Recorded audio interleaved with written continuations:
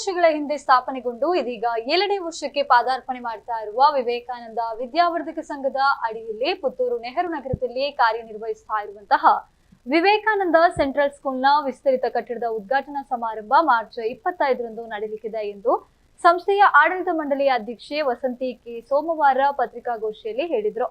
ದಿಲ್ಲಿಯ ಸಿಬಿಎಸ್ಇ ಮಂಡಳಿಯಲ್ಲಿ ಸಂಯೋಜನೆ ಹೊಂದಿರುವಂತಹ ಸಂಸ್ಥೆ ಸಿಬಿಎಸ್ಇ ಪಠ್ಯಕ್ರಮವನ್ನ ಹೊಂದಿದೆ. ಪ್ರಸ್ತುತ ಶಾಲೆಯಲ್ಲಿ 600ಕ್ಕಿಂತ ಅಧಿಕ ವಿದ್ಯಾರ್ಥಿಗಳು ವ್ಯಾಸಂಗವನ್ನ ಮಾಡ್ತಾ ಇದ್ದಾರೆ. ಶಾಲಾ ಕಟ್ಟಡದ 2ನೇ ಅಂತಸ್ತಿನ ನಿರ್ಮಾಣ ಕಾರ್ಯ ಪೂರ್ಣಗೊಂಡಿದ್ದು ಲೋಕಾರ್ಪಣೆಗೆ ಸಿದ್ಧತೆಗೊಂಡಿದೆ. ಮಾರ್ಚ್ 25ರಂದು ಬೆಳಿಗ್ಗೆ ನೂತನ ಕಟ್ಟಡದಲ್ಲಿ ಗಣಪತಿ ಹೋಮ ಸಹಿತ ಧಾರ್ಮಿಕ ಕಾರ್ಯಕ್ರಮಗಳು ನಡೆಯಲಿದ್ದು ಮಧ್ಯಾಹ್ನ 3 ಗಂಟೆಗೆ ಉದ್ಘಾಟನಾ ಸಮಾರಂಭ ನಡೆಯಲಿದೆ. ವಿವೇಕಾನಂದ ವಿದ್ಯಾವರ್ಧಕ ಸಂಘದ ಅಧ್ಯಕ್ಷ ಡಾಕ್ಟರ್ ಕಲ್ಲಡ್ಕ ಪ್ರಭಾಕರ ಭಟ್ಟ ಅಧ್ಯಕ್ಷತೆಯನ್ನು ವಹಿಸಲಿದ್ದು Indian red cross ಸೊಸೈಟಿಯ Dakshina Kannada ಅಧ್ಯಕ್ಷ ಡಾಕ್ಟರ್ ಕೆಎಂ ಶಾಂತಾರಾಮ್ ಶೆಟ್ಟಿ ಮುಖ್ಯ ಅತಿಥಿಗಳಾಗಿದ್ದಾರೆ. ವಿವೇಕಾನಂದ ವಿದ್ಯಾವರ್ಧಕ ಸಂಘದ ಕಾರ್ಯದರ್ಶಿ ಡಾಕ್ಟರ್ ಕೆಎಂ ಕೃಷ್ಣ ಭಟ್ಟ, ಉಪಾಧ್ಯಕ್ಷ ಸತೀಶ್ ರಾವ್ ಗೌರವ ಉಪಸ್ಥಿತಿಯಲ್ಲಿ ಇರಲಿದ್ದಾರೆ ಎಂದರು.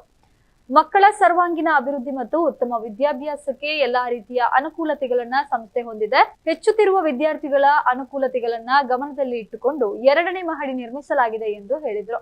ಪತ್ರಿಕಾಗೋಷ್ಠಿಯಲ್ಲಿ ಸಂಸ್ಥೆಯ ಸಂಚಾಲಕ ಭರತ್ ಪೈ, ಪ್ರಾಂಶುಪಾಲರಾದ ಸಿಂಧು ವಿಜಿ, ಉಪ ಪ್ರಾಂಶುಪಾಲರಾದ ಶ್ರೀದೇವಿ ಹೆಗ್ಡೆ ಉಪಸ್ಥಿತರಿದ್ದರು. ಗಮನಿಸಿ ಶಾಲೆಯಲ್ಲಿ 2ನೇ ಹಂತದ ಕಟ್ಟಡದ ಕಾಮಗಾರಿ ಪೂರ್ತಿಗೊಂಡಿದ್ದು ಅದರ ಪ್ರವೇಶೋತ್ಸವ, ಗಣಹೋಮ ಇತ್ಯಾದಿಗಳು ಇದೇ ಬುಧವಾರ ಮಾರ್ಚ್ 25ರಂದು ನಡೆಯಲಿದೆ. ಬೆಳಿಗ್ಗೆ ಗಣಹೋಮದ ನಂತರ ಮಧ್ಯಾಹ್ನ ನಂತರ ಅಪರಾಹ್ನದ 3 ಗಂಟೆಯ ಹೊತ್ತಿಗೆ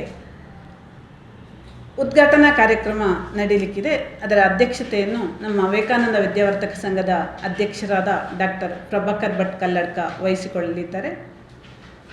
ಮುಖ್ಯ ಅತಿಥಿಗಳಾಗಿ ಹಾಗೆ ಉದ್ಘಾಟಕರಾಗಿ ದಕ್ಷಿಣ ಕನ್ನಡ ಜಿಲ್ಲೆಯ ರೆಡ್ ಕ್ರಾಸ್ ಸಂಸ್ಥೆಯ ಚೇರ್ಮನ್ ಆಗಿರುವಂತಹ ಶ್ರೀಯುತ CA ಶಾಂತಾರಾಮ್ ಶೆಟ್ಟಿ ಇವರು ಭಾಗವಹಿಸಲಿದ್ದಾರೆ. ಹಾಗೆಯೇ ವಿವೇಕಾನಂದ ವಿದ್ಯಾವರ್ಧಕ ಸಂಘದ ಕಾರ್ಯದರ್ಶಿಗಳಾದಂತಹ ಡಾಕ್ಟರ್ KM ಕೃಷ್ಣ ಭಟ್ ಮತ್ತು ಉಪಾಧ್ಯಕ್ಷರಾದಂತಹ ಶ್ರೀಯುತ ಸತೀಶ್ ರಾವ್ ಇವರ ಗೌರವ ಉಪಸ್ಥಿತಿಯಲ್ಲಿ ಆ ಕಾರ್ಯಕ್ರಮ ನಡೆಯಲಿಕ್ಕಿದೆ. ವಿದ್ಯಾರ್ಥಿಗಳ ಸರ್ವಾಂಗೀಣ ಅಭಿವೃದ್ಧಿಗೆ ಶ್ರಮಿಸ್ತಾ ಇರುವಂತಹ ಈ ಸಂಸ್ಥೆಯಲ್ಲಿ ಮುಂದಿನ ವರ್ಷಕ್ಕೆ ದಾಖಲಾತಿ ಭರದಿಂದ ಸಾಗ್ತಾ ಇದ್ದು ನಮ್ಮ ಹೆತ್ತವರು, ಸುತ್ತಮುತ್ತಲಿನ ಹೆತ್ತವರು ಇದರ ಅವಕಾಶವನ್ನು ಬಳಸಿಕೊಳ್ಳಬೇಕು ಅಂತ ವಿನಂತಿಸ್ತೇನೆ ಮತ್ತು ಎಲ್ಲ ವಿಚಾರಗಳನ್ನು ತಾವು ಪತ್ರಿಕೆಯಲ್ಲಿ ಪ್ರಕಟಿಸಿ ಪ್ರೋತ್ಸಾಹ ನೀಡಬೇಕಾಗಿ ವಿನಂತಿಸ್ತೇನೆ.